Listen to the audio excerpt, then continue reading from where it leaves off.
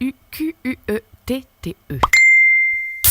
Cher Twitter, ce soir, je te parle d'un malaise de mon enfance qui me fout encore la boule au ventre aujourd'hui. Pinocchio par Disney.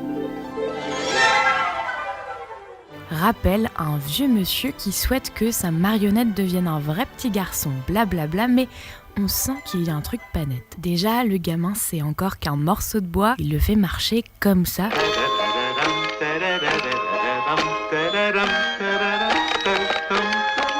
Je sais pas si c'est moi qui débloque. Du coup, après, il devient un petit garçon, mais pas très fut-fut de base, 9 secondes de vie, et il est à moitié en feu, le gars. En même temps, il n'a pas forcément été aidé par la fée bleue, comme par hasard. Moi, je dis ça comme ça, mais elle ressemblait un peu à ça, non ? Regardez, ils sont là. Ils sont dans les campagnes, dans les villes. Je parlais de votre parti. Ils sont sur les réseaux sociaux. Bon, heureusement, il a une bonne conscience, un criquet avec un chapeau et un trou à la chaussette. Merci, mais non merci. Donc, le gamin, là, il part avec un handicap de malade et on le balance quand même à l'école au bout d'un jour de vie, genre what the fuck. Sur le chemin, il rencontre 2 camés, un renard avec une canne de dandy et un chat avec un marteau prêt pour la castagne. Le renard, traumatisme forever, s'appelle Grand Coquin. Juste le nom déjà, tu sais qu'il va te séquestrer dans sa cave et faire des trucs chelous. Donc, ça part en couille. Le gosse, toujours pantin, faut suivre, se fait exploiter par un mec qui me hante encore. Stromboli. Quadra, actif, barbu, calvitie, bedonnant, fashion faux pas ambulant, à fond dans les cages et le dog training.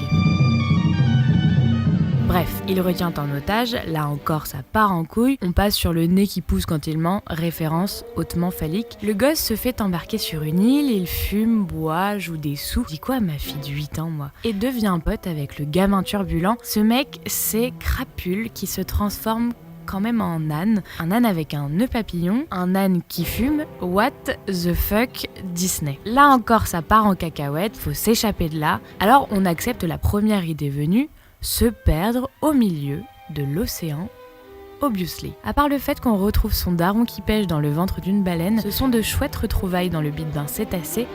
La bête, c'est Monstro, distributeur de cauchemars depuis mes 7 ans et pour toute ma vie.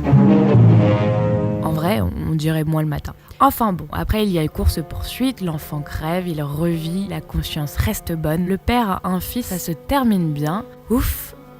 Mais voilà, la morale de l'histoire, on ne fait jamais confiance à un renard qui s'appelle Grand Coquin et on attend la vingtaine bien avancée pour regarder ce dessin animé.